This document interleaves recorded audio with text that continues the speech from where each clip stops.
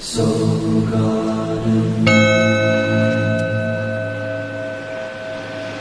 Live, love, be.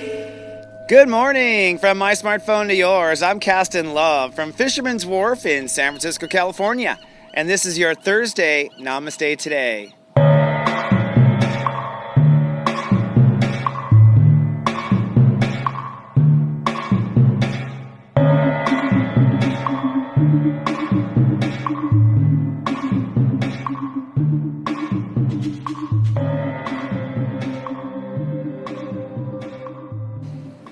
Good morning and namaste and welcome to Namaste Today. I'm your host and spiritual life coach, Christopher Witecki. My modality is psychic astrology and my personal mission is to stand in my heart and help other people into theirs. Welcome, my friends. I'm light walking across America, currently in the Bay Area of San Francisco, California. And this webisode is for Thursday, January 28th, 2016. And today, the Great Human Walk has reached step 8, Aquarius. Now, step 8 is the step where we make decisions, and Aquarius is our I belong consciousness. And I've been explaining what I belong consciousness is. It is the age of Aquarius energy. It's also known as Aquarius energy. And Aquarius is a complex consciousness that calculates not just who you are, but where you belong in life, or we could say the law of attraction. Aquarius kind of determines law of attraction and how things attract. And today, as we've reached step 8, of our Aquarius journey, we've basically come to the point where it's time to make a decision about what we want to attract or what we don't want to attract in this law of attraction. That's where we are today. So let's move on to today's vibe because I think it is apropos. Today is sunny and quite serious, I'm afraid. You know how I like to spell serious, and that's because we are cutting off what doesn't work for us in our life, maybe making a cold decision. The thing about Aquarius is it's the farthest spectrum from the heart, so it's almost necessary to go cold to make this particular decision. So everyone kind of turns into a cold biatch for 24 hours as they make a decision. By the way, this is the way it feels when an Aquarius breaks up with you. If you want to know, like just cold, gone. You know, it's like amputation. So everyone's going to amputate a part of their life. Now today, I think what you have to focus on is your uniqueness. I love my uniqueness, okay? Because your uniqueness is why you must make some calls at some times in life. Because you are very different, because you have a different path, and no two people have the same path. No two snowflakes are the same. I don't believe anyone is manifesting the same reality. There are overlaps, but everyone is 100% unique, really. And so really what you're deciding today is you're deciding on your uniqueness, which means you have to turn away from anything that is common or you could get otherwise. That's really what we offer in Aquarius frequency. Now here's the issue. Emotions are in Libra, so what we're feeling is what's fair or what's not fair. So you emotionally are very aware of how full or empty your well is, all right? Now, the only reason you want to be conscious of that is to not make decisions based on your well, because a well can be filled or emptied any time. So make sure you fill your well. Make sure you come to balance with yourself before you make any commitments. It's kind of like going to the grocery store hungry. You end up buying too much because you were hungry, right? Now, what do we think? I think what's fair also. Mercury is at step 15 Capricorn, and it is on Pluto. And I will say, you know, I was talking to my director. It's like maybe Mercury on Pluto is why things are so funky today in the last couple days, because Pluto is a really funky energy too, and I often forget. We've been doing a lot of dancing with Pluto. It just makes everything feel, you know, not founded well. And that's Scorpio. You know, like Scorpio's always got one hand underneath, always got one hand undoing the bra. You know what I mean? Like that's Pluto energy. So we are basically, what we're trying to do is bring death to the old thinking, and we're trying to think about what's fair. What do we receive? We receive what's fair also. So I'll show you in the Zendem, we got 6s everywhere today as we make our step 8 decision. And that means that the decision must be based on fairness. It must be based on balance. But our Mars is in Scorpio, and I think this is also part of the edginess that we're feeling in Aquarius, as if Aquarius wasn't edgy enough. Okay, Mars in Scorpio just adds like blades on steel, like, you know, like chalk, like nails on chalkboard, kind of like addition to the vibration today. And Mars is saying, hey, it's time to break through with emotional boundaries. So there's an edge that we're about to break through, But that edge of breaking through also feels like the same edge of breaking down. So I just want you to know, like, if you're breaking through, you might feel like you're breaking down because that's what it feels like in breakthrough, breakdown, period. All right, so that's part of it. Now, Saturn, finally, is we've decided to believe in where we belong, and that's where we have to stay committed. Stay committed to where you believe you belong. Keep your eye on the focus. So your joy question, you choose to accept it today, is to decide what frequency must go. What in your life that keeps happening frequently must go, okay? Decide the frequencies that must go if you choose to accept your joy quest. All right, so to give you some further help with today, let's move on to today's topic.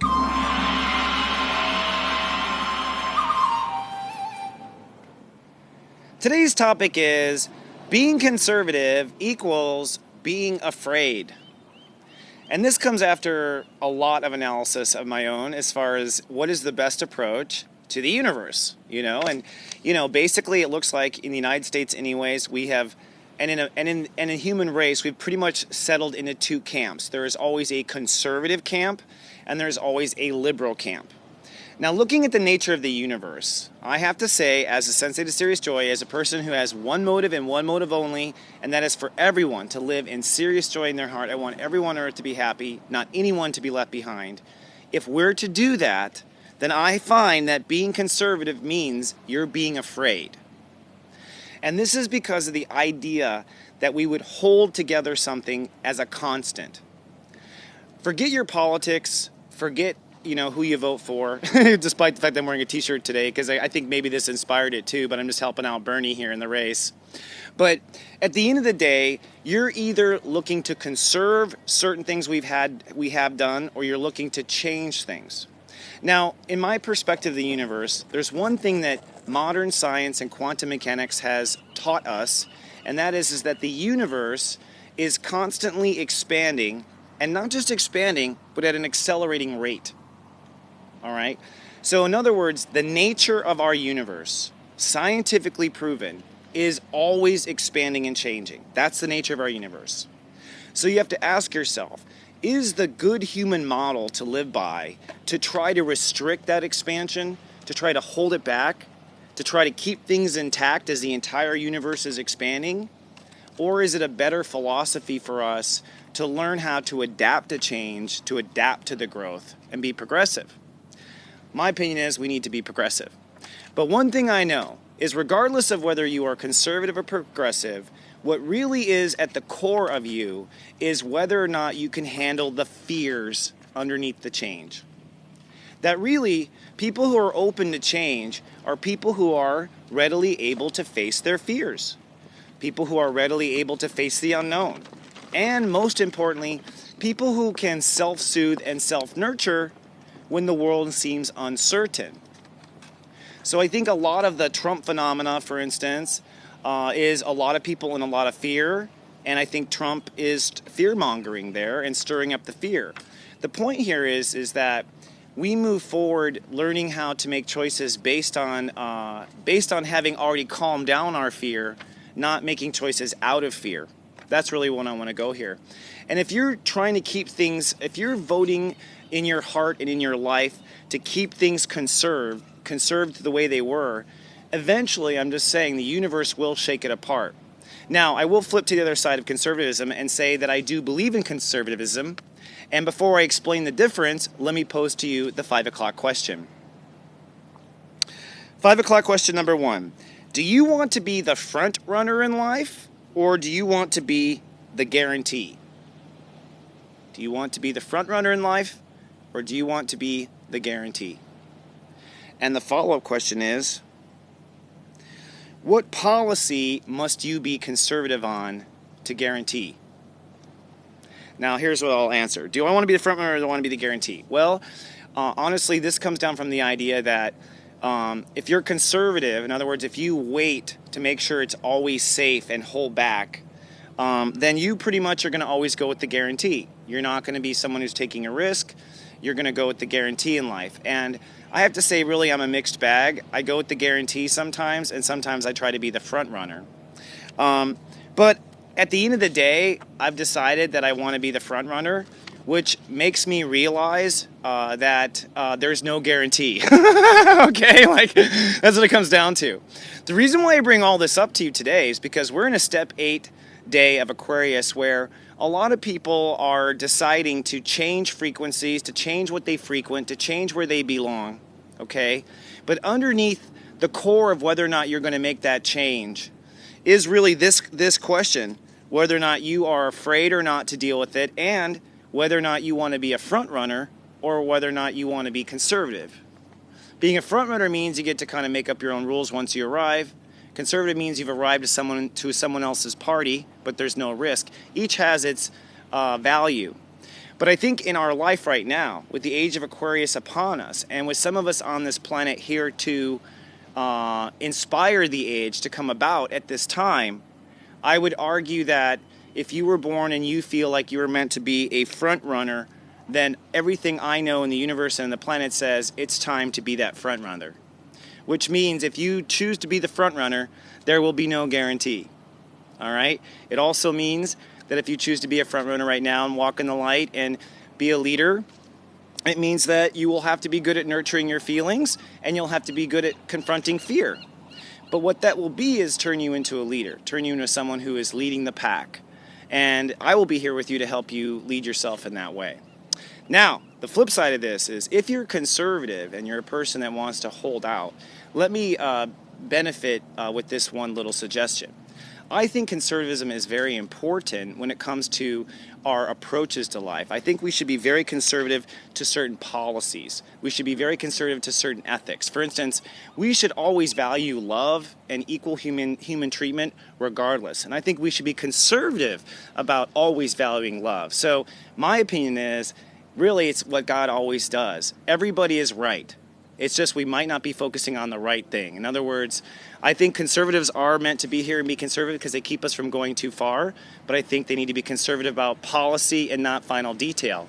And I think front runners, just the opposite pretty much, have to go out there and put themselves on a risk. They will not have a guarantee, but they have to be pretty much specific on what detail they're going to land on, because otherwise they've got nothing to back them up. So we kind of all need each other in the end.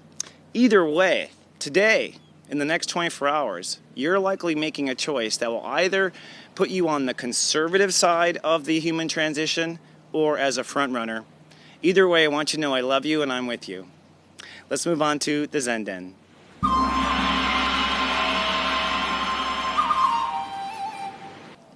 And welcome to the Zen Den.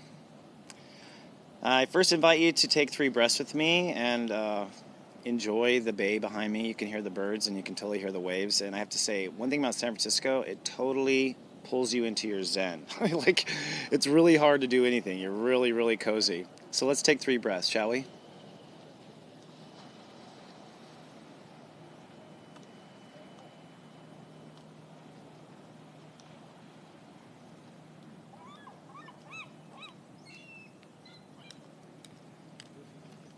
Okay. So today's affirmation is designed to help you be very clear and not make any mistakes with decision making or commitments. And it is as follows. I'm in touch with my heart today, and I will decide based on love.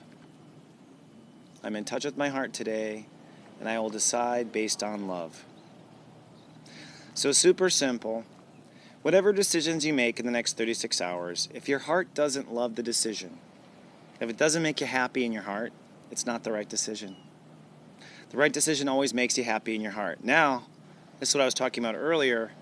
When you think about how someone else may feel about your decision, they may not be happy about it, and that is the hard call. This is the tough love, and that's kind of what Aquarius is sometimes, is that tough love, because at the end of the day, you came here to be you first, and then maybe of service to others. So we're going to do an on-the-road, over-the-head projector where we bring up the graphic on screen. And I want to point out some of the planet issues that I saw today, particularly this square. The moon is opposing Uranus today in Aries. The moon is in Libra. And the moon's also on approach for Black Lilith. We'll talk more about that tomorrow. But that does mean that people are facing fears literally. Black Lilith means we are facing fears, but in particular, we have this big square to Capricorn. And this has been going on for a long time. The Uranus square Pluto, Uranus and Aries, and Pluto and Capricorn square. The human race has been in this conflict for a long time, the last 3 years. And now, personally, this is one of those marks that we are achieving. Now, the sun is in Aquarius. We're technically deciding what frequency we want to be a part of, what we want to frequent and what we don't want to frequent. That's what frequency really is. But a lot of the hang-up actually is this big square between Mercury, Pluto, and Venus in Capricorn, and then the moon in Libra, and Uranus and Aries on the other side. So what this comes down to, when I went into my meditation just now, or went into my spirit guides, is they were encouraging me to help you guys through the fear. Do remember that if you are feeling fear, false evidence appearing real, that is really kind of an indicator of an area of life that you need to bring light to, but it can never be the reason for a decision. People making choices out of fear right now are kind of setting up for a hard lesson, if you will. And this is really what separates the novice from the spiritual masters. You have to ask yourself in your heart, what does your heart believe will be? And what the universe wanted me to tell you is to remind you that whatever you choose, God is with you 100%. Even if you make the wrong choice, because it's valuable to know what you aren't in the effort of becoming who you really are. All right? So today, there's a master stroke of sixes going on. First, this clutter of threes. We have Venus at step 6. We're receiving what works as far as our rules are concerned. Mercury is at step 15, which means our mind is on what is fair.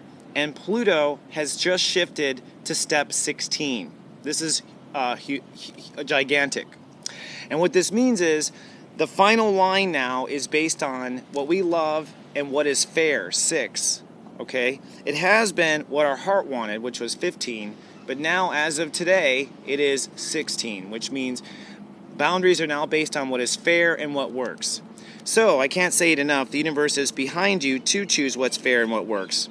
The last thing I want to point out is where Uranus is at step 17. And this is in Aries.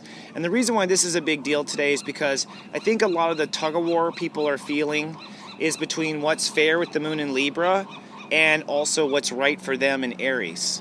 And the truth is, you are meant to get what's right for you, period. Okay? So remember in the beginning of the show when I was saying you have to make choices for your uniqueness? I think this is really what it comes down to. People in this this big square of fear today, when you make a choice to change what you frequent, to change where you belong, you inevitably are making a decision to become what the new man or the new woman with Uranus and Aries, and you're choosing to leave your old fears behind with the moon crossing over Black Lilith the next 24 hours, and you're deciding to play by your own rules, all three at the same time. If you're not making all three choices to be the new you, to turn your fears away, and to make your own rules, then you're pretty much going to be surrendering to this grand square, this square of fear, rather than overcoming it. I'm a little choppy today, forgive me. The last thing I'll just say is that with Mars in Scorpio at step 13, people will be drawing some very harsh lines right now. And these lines probably are forever as far as this lifetime is concerned. So don't be afraid. Remember, we will see everybody when we return to the light. So if you can't hang out this round, definitely see them next time. And I'm not saying to be cruel, but I am saying that I think there's going to be a lot of shifting going on as far as alignments. I think we're seeing that politically too. All right. So my friends, I invite you down to my website, soulgarden.tv. And if you're in the San Francisco Bay Area, email me at help@soulgarden.tv and let me know where you're at. We're going to be planning a little bit of a love fest here on Friday, February 6th, and I would love to meet you if you're in the area. So keep that in mind, and I'll be back in 24 hours with more with your Friday show. Until then, remember, I love you, and live, love, be. So